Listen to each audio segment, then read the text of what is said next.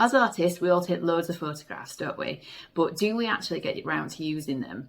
In this video, I'm going to share with you 3 ways to make the most of your photographs that you've taken and do some playful, expressive drawings that's going to free up some creativity for you and really make the most of those photographs.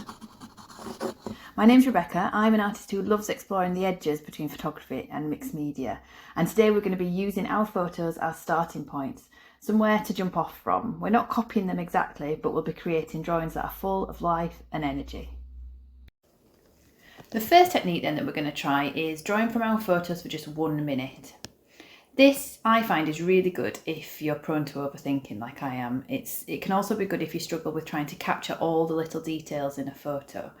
If you set a timer and you stick to it, then you don't really have time to focus on all the details and you don't have a chance to overthink it either, so it's perfect for that. For this one, you could print out your photos and just set a timer manually and reset it every time the timer finishes. But I've been using Canva to help me with this, to set up a little slideshow, and I found it really helpful. The first thing I'm going to do then is head over to canva.com, which is a graphic design website. It's free to use, but you can also create videos in there as well. So when you open it up, just open up a blank video. And on the left hand side, you'll see there's a panel which says upload. So go to that and you can upload the photos that you want to use in this project. Mine are already there, so I've just started adding them into the timeline, which is along the bottom bit. Every time you want to add a new photo, just click on the plus sign and it'll add you a new page where you can add your photo onto there.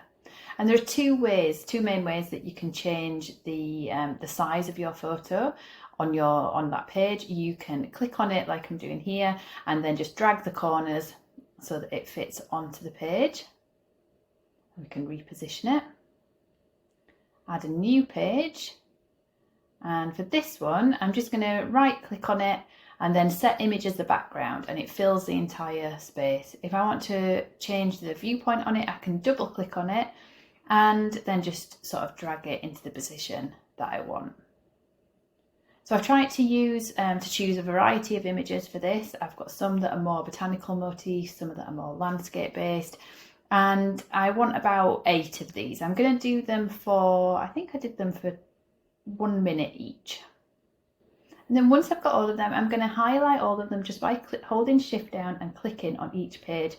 Go to timing and then change it to 1. So to 1 minute, and then that means that each image will be on the screen for 1 minute. I don't have to faff about manually changing it when I'm in the middle of drawing. You can see all my images. If you just go down to the right hand corner, there's a little 4 squares that you can click on and it'll show you all the images you've got. And to save it, just go to the top right hand corner where it says share, click on there, and it's already on as a video, and just download it.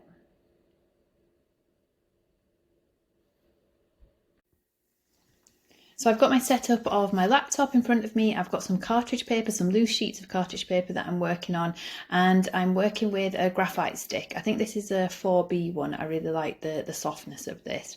And I just set the slideshow going and I just start drawing. So I've got a minute for each photograph that's going to show me on screen. So it's not that long. I'm not trying to capture all of the photograph. I'm not trying to focus on the details or the accuracy. Instead, I'm holding my graphite stick quite loosely towards the top of it so I can get some wibbly wobbly lines. I don't want it to be perfect. And I'm kind of working with a bit of a continuous line, so not taking my pencil off the paper too much and trying to really get those fluid organic movements that I can see, but all the time not trying to recreate what I can see, just trying to pick out a few of the details and the shapes that I can see without trying to represent it exactly as it is on the photograph. And once one photograph's finished, once it's had its minute, then I'm going to just layer up the other photos on top of this drawing. So you kind of get them all sort of merging and mingling together, almost as if how nature does within the landscape, really. So on this one, I've gone on to another piece of paper, starting off with those scribbly marks of the wire and trying to capture a few of those landscape elements in there as well. But then once the minute for this photograph has finished, I'm going to start adding on some elements from another photograph as well. So we get more layers, more motifs into there as well.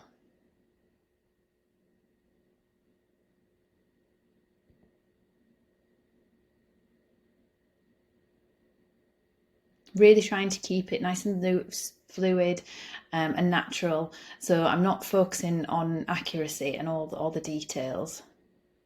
And then once I start getting a bit more confident, as I've kind of loosened up into this, I start layering the papers on top of each other and letting the pencil lines run off the edges of the sheet onto the next drawing as well, just to add some other marks and to get some freshness into the other pages as well. So adding in details, but adding in some bold lines as well, and trying to vary the marks that I'm making. So some big loose marks, but then also some smaller detailed marks as well.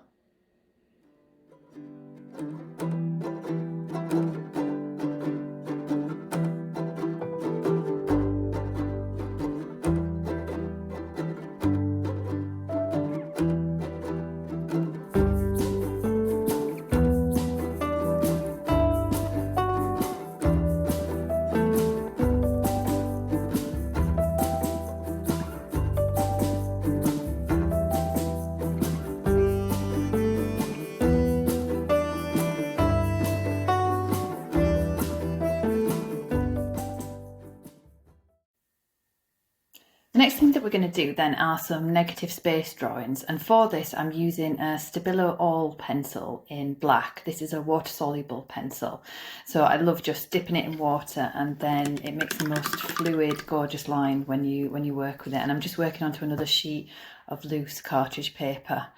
And for negative space drawings then, I'm just trying to, instead of focusing on the actual object, the motif itself, I'm looking at the spaces in between the objects. And by focusing on that, it just makes you, it frees you up somehow and creates these wonderful drawings that are kind of higgledy-piggledy, but have a real essence of what you're trying to capture.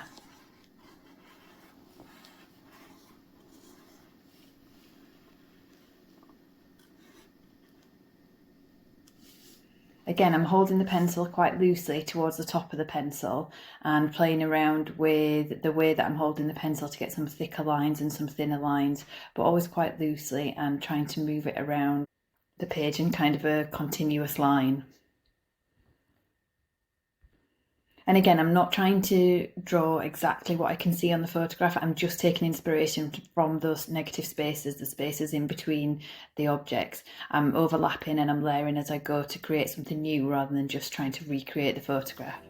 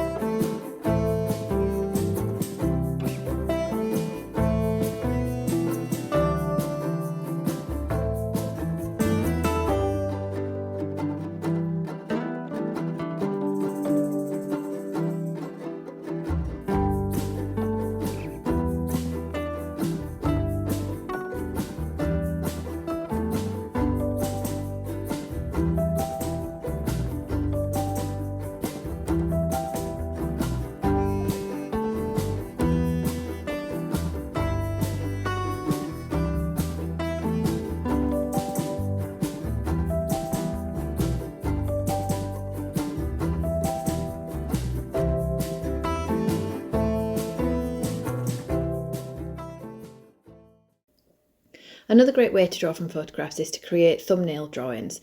This is really good if you struggle with trying to capture every little detail of a photograph, because it really makes you just focus in on specific areas.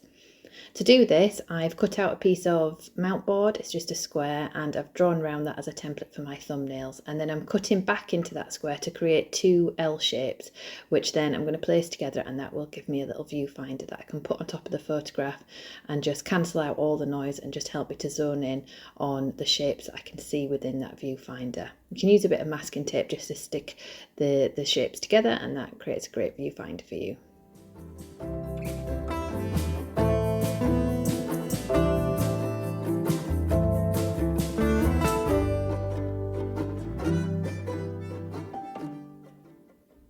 For these drawings, again, I'm using a pen for this one, which is an Ecoline brush pen in orange.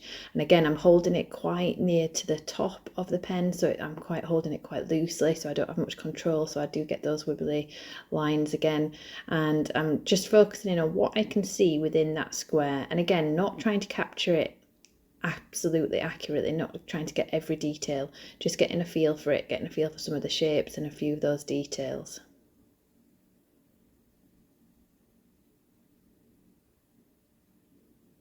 I didn't time myself with these ones, but once each square was filled, I've just moved on to the next, moved my viewfinder, choose a different section and moved on to the next one.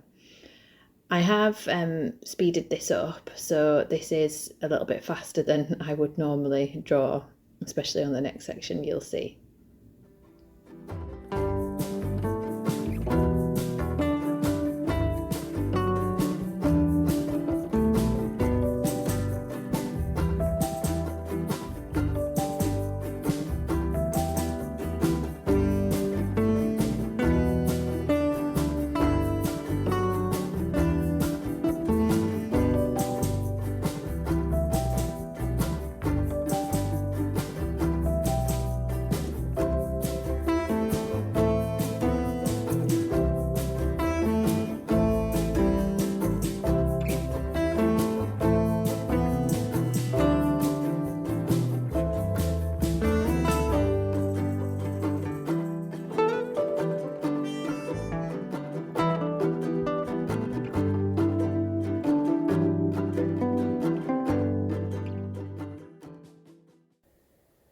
Three different ways then to help you use your photos as inspiration without trying to replicate them exactly. Instead, we've got some loose expressive drawings which I'm now going to probably review, and they'll probably influence some collage papers, maybe even some layered collage pieces.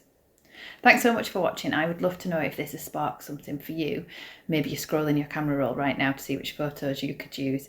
If you do have a go, let me know in the comments below or tag me over on Instagram. I'm at Rebecca Chapman Art. And please do subscribe to the channel if you found it useful. It really helps more people see the video. And if you want a monthly dose of creative inspiration just like this direct to your inbox, look out for the link to my Creative Fix newsletter. It's in the description. Okay, happy drawing, and I'll see you again soon.